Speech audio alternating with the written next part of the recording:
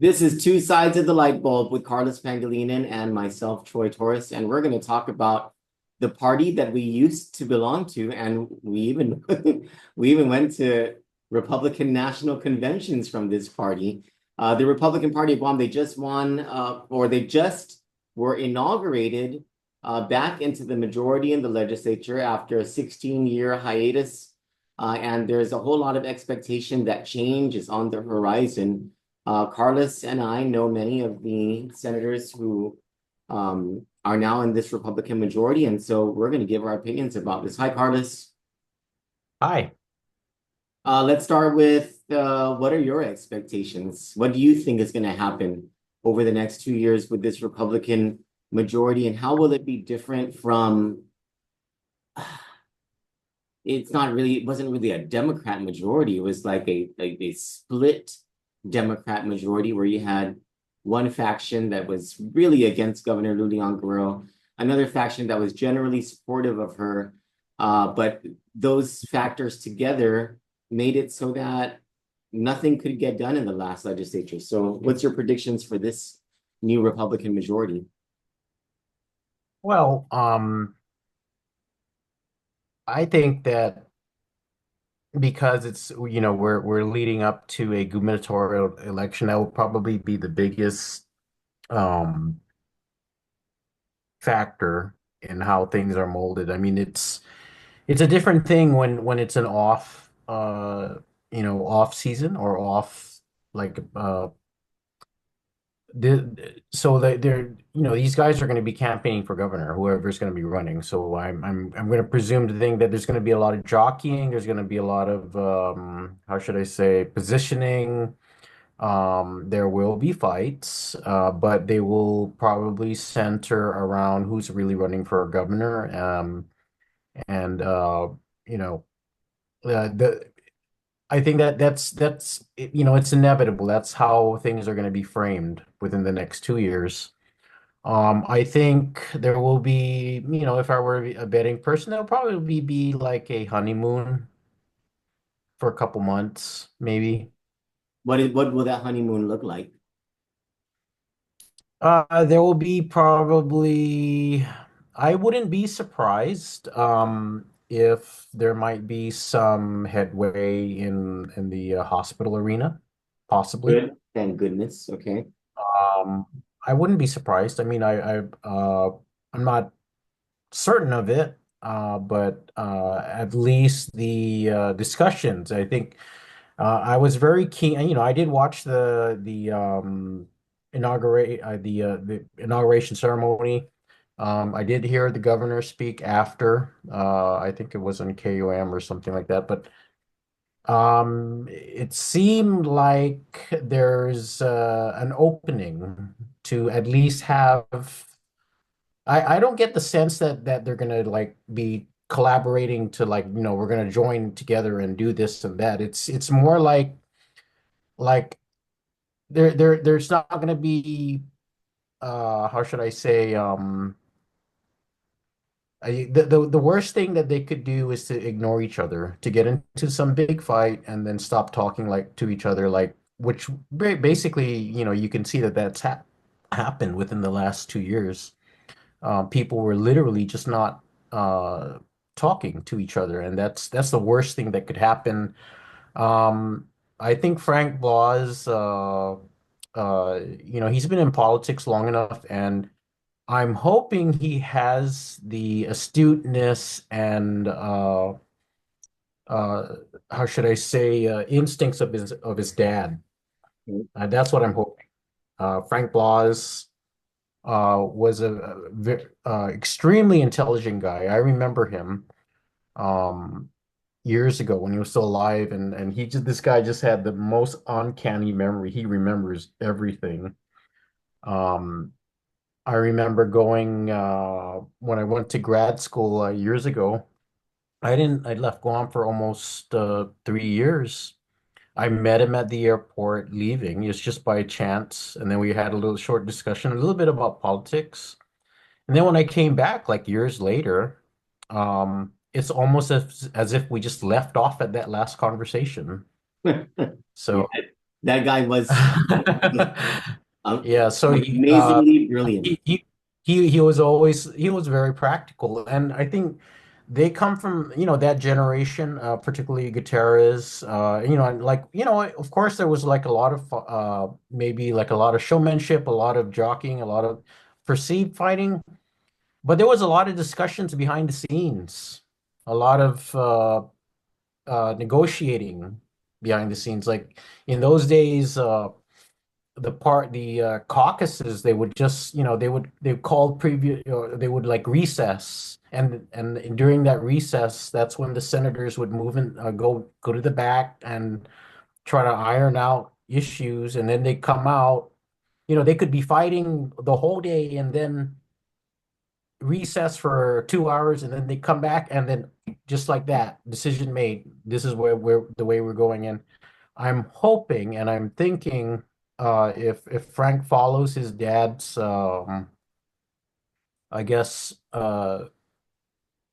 habits, because he kind of represents that generation of senators that I remember growing up, that we'll see that there will be, at the very minimum, there will be a line of communication, and there will be discussions had, not in the in not everything has to be in front of the camera, and not everything has to be shouting in front of the camera.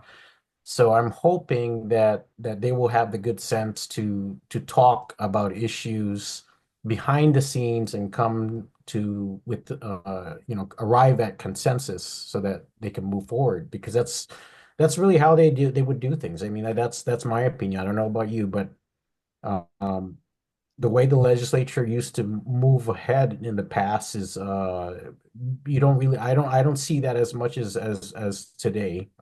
I really I don't. want to go back to what you said about the jockeying and how these senators who are wanting to be governor or lieutenant governor will using the next 2 years to propel themselves. And we'll talk specifically about Frank Blas and Tony Ada and the other five Mhm. rumored candidates for governor on the Republican side alone.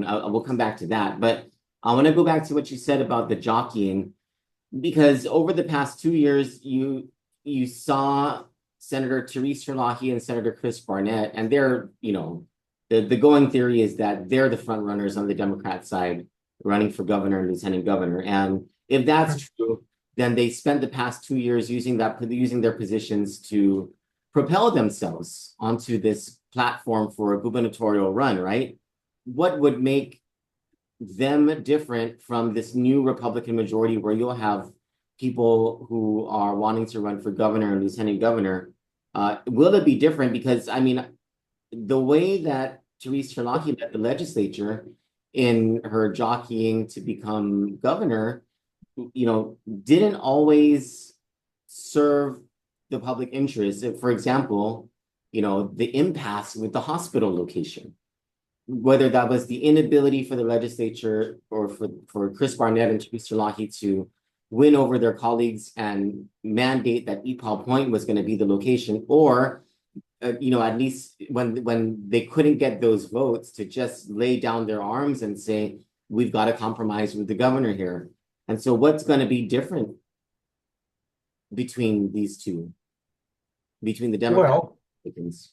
I think it's just an opinion. I mean, having worked there, having you and I have been involved in politics at some level for a long time, and we've seen this.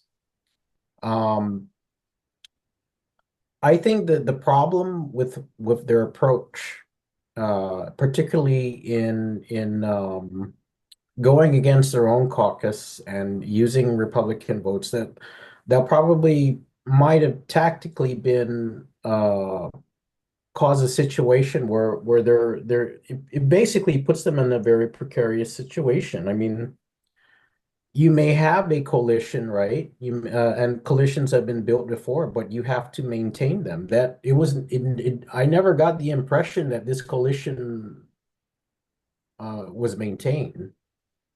Uh, it was a legislature basically of three factions, And there was always a group that was going to switch sides in whatever issue it was. And that's the problem. And when it becomes so liquid like that, it's kind of hard to do things. I mean, I remember that. I mean, there was a coalition that even before the Republicans took over, like in the mid '90s, there was a coalition even before that. Uh, I think it was during Don Parkinson's time, Yeah, they think of the but Fab Five with the eight Republicans. yeah, Yeah, but they held together throughout the term. That's the difference. It was always the five Democrats and the Republicans. They didn't control the committees and stuff like that, but they still maintained some cohesion. Um, and they were and able I to work with Governor Gutierrez because of that. Mhm. Yeah, I remember that. And the thing about it is I'm betting that Frank Blas and his, particularly his advisors are probably maybe a little more keen on, they get the pulse of why people voted the way they did last time, and they're going to remember that. I think, he's absolutely right. People are tired of the bickering. They're tired of the fighting, at least the perceived fighting. And they want outcomes. They want results. And if they will jockey, right, to position themselves and take advantage of situations to advance their gubernatorial ambitions, but if I were them, I would do it in a way where you come out ahead legislatively, policy wise, you make some wins, you present at least this sense that you're not obstructive and you can work with the administration. It's almost like a bilateral. You may not agree in everything, but there are certain things that you're gonna work with the administration on, perhaps. Maybe more cohesion, maybe more support with agency departments. I mean, that used to be a big thing in the past. You'd have senators that were like senators of departments. Like, remember Madeline Berdalia was the education senator when she was the chair. She would always have these blue ribbon things, and everyone would know her for that. Am Uh, I getting am I correct in that your sense of things is that this Republican majority is probably more politically intelligent and uh, well, aware of the common man's worries than the previous majority? I think I think Frank Blas uh, has been there long enough to remember a different way of operating the legislature. And the senior ones, if you look at, I guess Tina Munya Barnes probably It'd knows a be little bit. Tina Munya Barnes is the most senior senator, Yeah, followed and by and and Frank Blas and Tina Munya Barnes, they've always been collaborating with each other and doing all sorts of things, cooperating. Um, and they have that memory of a legislature that wasn't as how should I say, at odds every day with the governor.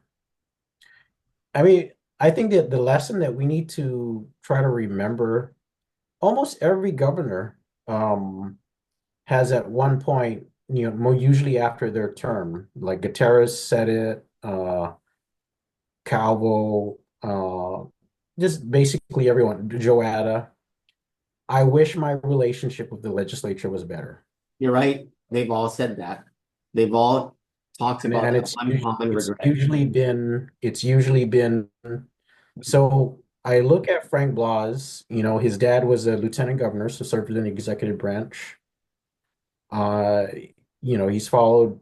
I'm wondering and thinking and surmising perhaps that he will try to look to that example, right?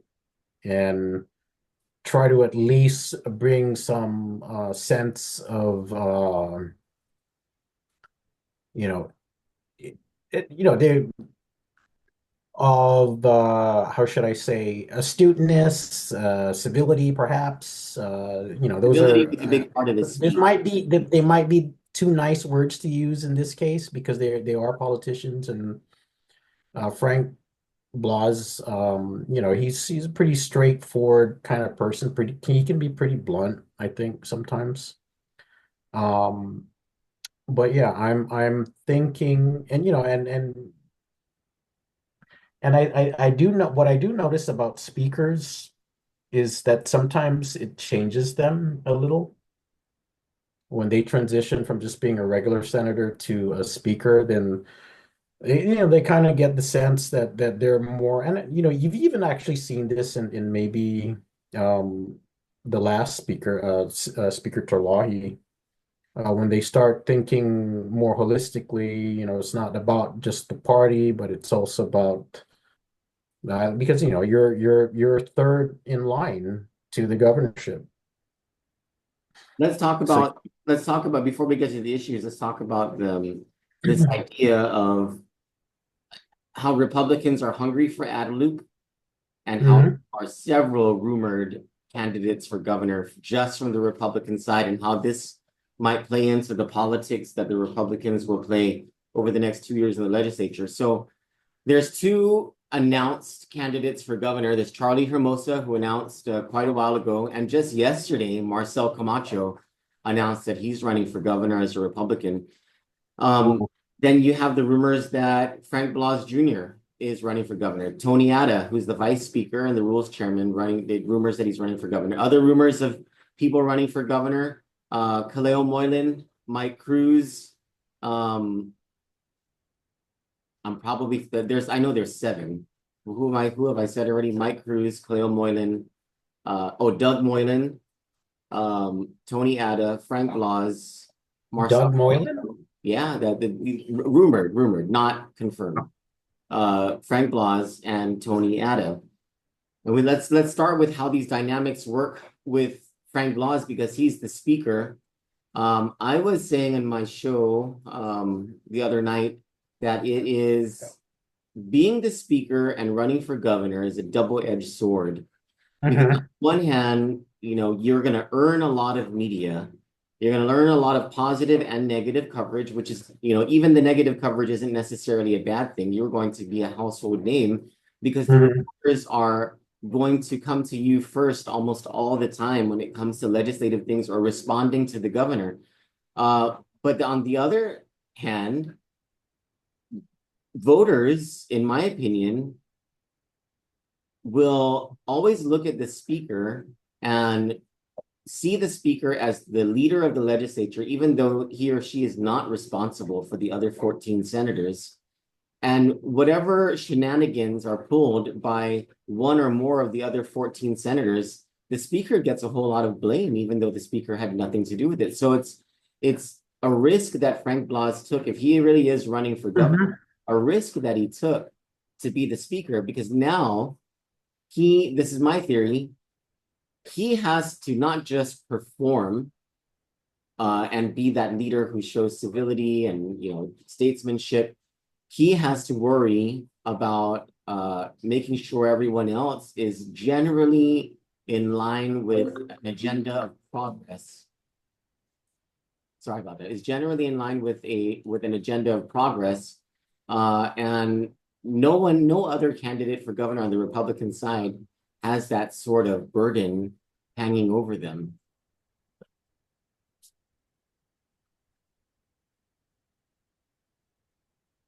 Yeah, I guess because you're the face of the legislature, there is a risk. You basically assume uh whatever happens that may be negative uh by the legislature in general. I think the problem with politics when it comes to executive branch versus the legislative, the information is not as how should I say, easily retrieved, right? The administration holds the keys on information, the finances, the behind the scenes decision making. So it gives them the ability to maneuver a little bit better politically. The executive branch, in my view, that I think its biggest weakness when challenging the legislature is just it just can't move quick enough. Because you have this huge bureaucracy and you have so many different agencies, so many different issues, and coordinating with your department heads, and especially when it comes to messaging and stuff like that, it's like a huge ship and it just takes forever to move. Um, so depending on how good the executive branch political advisors are, I've usually come to think that the governors, if they're well placed and they're well advised, they usually win on issues quite easily, especially if they have very good messaging and PR. Um, Well, then so in light of that competition, more often than not, I think the speaker, if he wants to keep his nose clean, is he has to play a safe route. He can't look stupid, right?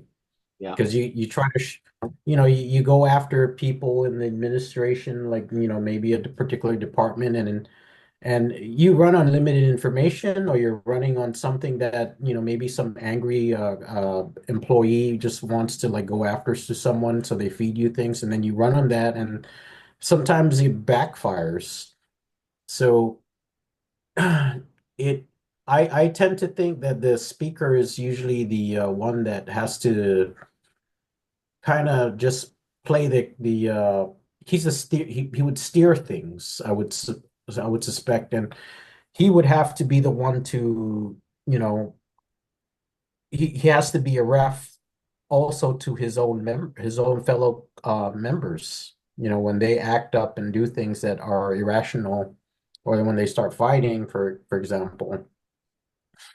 So in So this it's competition that you have, right, between the executive Mhm. branch and you have, the interest of the governor to see someone succeed her who she likes, whether that's Josh Tenorio or somebody else running on the Democrat side, Mhm. coupled with the Republicans, and even if some of these Republicans are not running for governor and lieutenant governor, they might be they're likely running for reelection in the legislature, but also those of these senators who are running for governor and lieutenant governor, also in this competition to show the people their good work, coupled with the Republicans' promise to not be like the previous legislature where there was all this impasse, no progress. Mhm.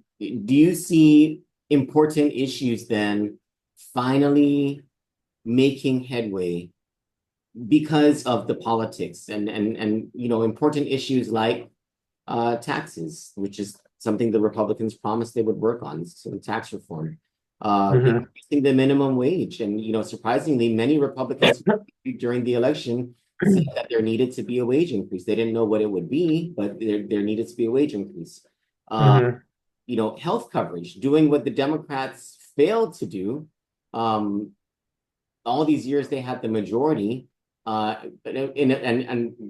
taking a Democrat issue and making that a win under the Republican column to expand health coverage for people, especially for the middle class. You have these important issues, along with, of course, all the other stuff, education, public safety, etc. Right? Do you think that these Republicans are smart enough, uh, politically savvy enough, to assign their hopes for higher office to the progress that they need to make along with the governor on these issues? I think I think they can try to. I think though that and I will give credit to the Republicans because they've tended to be a little bit more cautious. You remember Speaker Pinko, right? Uncle Tony. Mhm. And he was very, very measured in what issues to pursue. Um, I don't think that anyone's gonna try to do anything that's tends to be on the controversial side, not within the span of 2 years. Um, as much as minimum wage may be a popular thing with a lot of people, it doesn't matter Democrat or Republican, they're all very keen on protecting their donor interest, which is usually prevailed in more often than not. You're talking Uh, about listening to special interests, as in the business people who contribute to their campaigns of and will tell course, them, you better not raise the minimum wage. of course, of course, of course. So that would automatically be a controversial issue. So you think that it's possible to be bit for the Republicans, it would be business as usual, at least for that issue. I think they're going to be very I would be very surprised if they would just be flippant into to engage in hot topic issues that quickly. But don't you Um, think that there's an expectation from voters for them to engage in these issues? yeah, but I think, if getting elected or staying in power is something that they want at the end of the day, um, what are some of the issues that are cumbersome to people right now? It's the cost of living, right? For example, Simon Sanchez, the schools, another brewing controversy is going to be this thing with the superintendent wanting to right size the school system, and divest of hard assets. Certain schools, like school closures, is going to be a big issue. Yep, you're going to get a bunch of Um, constituents from around the island. yeah. So, and there's going to be, those are the kinds of things, if that's already coming, right, that's going to be an issue to watch, and that's going to cause a lot of emotion to rise. What more do the politicians want to pursue other big fights, so to speak? Don't forget hospital financing, Hmm. big fight. Yeah. Yeah. Just like with the hospital, that's always going to be a lingering issue because, the fact that the hospital, gets what, 30 cents on the dollar for everything that's billed there, because we have such a high number of people that are underinsured or uninsured. Um, and just the sheer cost of healthcare that's risen as well. These are cyclical issues. They're always going to come back at some point. So, like I'm thinking in the next 2 years, one is going to be the school system. That's going to be a big issue, along with everything else, that's bothering people about the school sanitation, the you know Simon Sanchez as well. Um, that's going to be a hot button issue. Um, I guess as we wind down from all this federal funding from pandemic, you know, who knows what the finances are going to be like in 2 years? Who knows what the finances are going to be in August of or several months before the end of fiscal year 2025, you know, or 2026. What is the situation going to be like financially for Guam? Because like you even as a Republican who's going to be like saying, yeah, we should like reform the BRT, the gross receipts tax, the try to lower it and stuff like that. It's always been a campaign promise, but realistically, what is it? It's like you don't know yet what's going to happen when all this pandemic funding is out. is tourism gonna be back where it was 2 years from now? Who knows? What if it didn't? What if it's the same now? I'm told that among the first bills that the legislature is going to be, the Republicans are going to be introducing is the elimination of the BPT and replacement with the sales tax. I haven't confirmed that. That's just a rumor that's out there Yeah. that's the first measure that they're going to try to push through. Hmm. So I Yeah, mean, you're it that's a shoot from the hip sort of. I mean, it's also, making good with their campaign promise to do something about taxes. it, But you're talking about, it's it, go ahead. it's certainly something that the businesses have been wanting because they think that the GRT is a regressive tax, so to speak. But who holds the cards in the finances at the end of the day? It's The the government. executive. Yeah. And there are just so many easy arguments to fight that. The fact that we borrowed, we've had so many bonds tied to the GRT. How do we untangle ourselves from that, for example?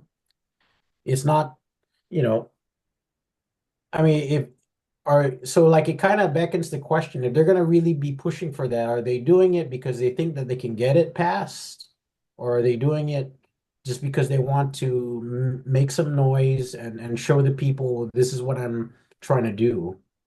And then is it going to go anywhere? That's the difference between business as usual or actual reform. Mhm.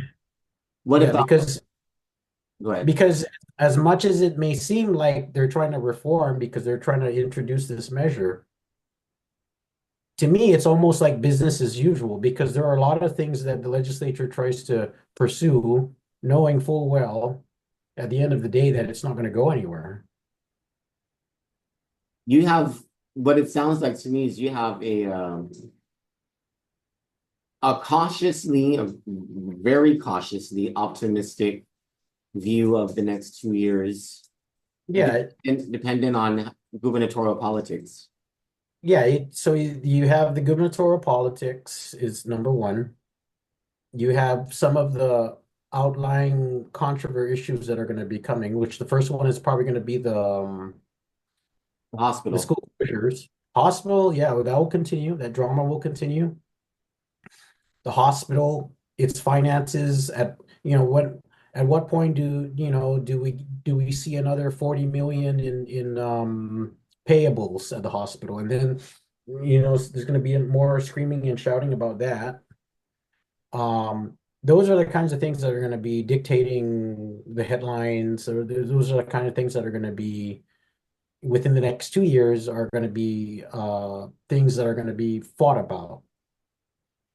So, but like my optimism is that we'll probably, maybe perhaps behind the scenes, there's going to be more substantive discussions between the two branches that may lead to actual things moving forward. They may not be spectacular, but they're necessary. And I'd rather see that happen. I'd rather see things stabilize and there's some level of cooperation. Um, and it, we can go 2 years without anything being done just because we're just fighting.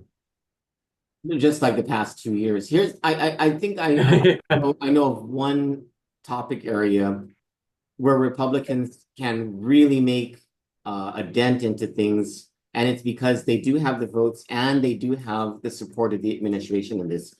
It's really just the resurrection of Republican bills that had to do with affordable housing. There were several of them in the last legislature. And the only reason they didn't see the light of the day was of the political maneuvering by the legislative speaker, the previous speaker, and her her four colleagues on the Democrat and Republican sides, Tello Joanne Brown, Mhm. Sabina Perez, and Chris Barnett. using the power of committees and also the speaker's power and the rules committee's power to prevent these pieces of legislation from seeing the light of day. And now that the Republicans and the same authors of these bills are in power, one of them heading, Senator Chris Duenas heading the Finance Committee, Mhm. Joe San Augustine, who has shown that he's a Democrat, but he aligns himself with the Republicans many times.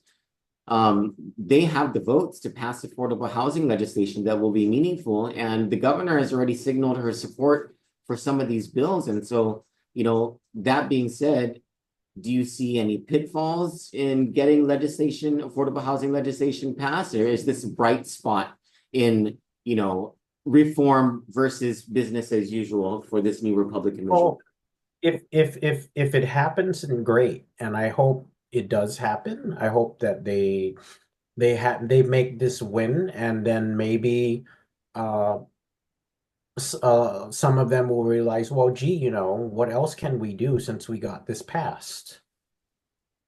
Do you You know, think they could start with stuff I mean, like that first? imagine when was the last time you saw such an initiative where they come together and actually push through with something?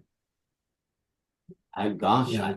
even the tax even the So, tax refund one wasn't easy to pass. But these affordable housing bills might be easy to pass now that the Republicans are Mhm. in power. And so, And the timing's perfect for it too, because you have all this commotion about housing with respect to the buildup. yeah, yeah. You know, um, it it's a sad situation because we've known that this buildup was going to be coming for what, like more than a decade. Almost 20 years now. So It was almost 2006 20 and years. it was announced. Yeah. Like I remember I was still working in the legislature when the draft environmental impact DEIS was being formulated, on and on about housing, on and on. And you watch the two ladies from Remax, constantly, proselytizing on KOAM, that special segment. Oh, I don't know what we're gonna do. Like that we've been bringing this up for years and years and years. But so if my hope is they do that, they pursue some kind of an initiative on the housing area. And if they succeed, then maybe that will be the example that would motivate them to do other things. That's an You know. interesting strategic point. Yeah. Okay. No, really, I hope these senators are listening then. Maybe they should rearrange the timing of with the things that they let I out, mean, understanding that there, these easy things to pass should come first. have some wins. Have some wins so you can demonstrate to the voters that you can get things done. And you realize that getting things done requires some kind of level of cooperation between the branches, you know. Last word then. Do you predict this new group of senators is going to pleasantly surprise voters and society with their conduct and their progress? I'm very hopeful for the new ones because when you first kind of like delve into a new arena, you tend to be a little more cautious about how you take yourself a little bit more seriously and about how you conduct yourself. Um, I pin my hopes on that group, and I also pin my hopes on some of the more seasoned ones that remember a legislature that used to cooperate, or at least speak to the other side, the executive branch, and try to make arrangements to at least, if not resist, not to resist, but to at least allow. things to flow, to have those kinds of discussions, and I hate to use the word deal, but that's really how things get done. You negotiate. You say you do things like, I will help you on this if you can help me on that. And you just hope that the motivations are really in line with the interests of the voters. We'll see how things go. January 13 is the first day that senators are able to file legislation. And so we'll see what pops up at 8 a.m. January 13 on the legislature's website. And that might give us an indication as to the priorities of the new majority, also what the minority is hoping to get across. Mhm. And we'll go from there and we'll see how things go. And let's see if these senators paid attention to two sides of the light bulb. For Kennedy's, Oh, huh? Say it again. I would hope I hope so. Oh, I would hope so. I would thanks, like, Carlos. but you never know. You never know. I appreciate your time today. Thanks so much. For Candid News, this is Carlos Pangelinan and Troy Torres for Two Sides of the Light Bulb. You all have a wonderful day.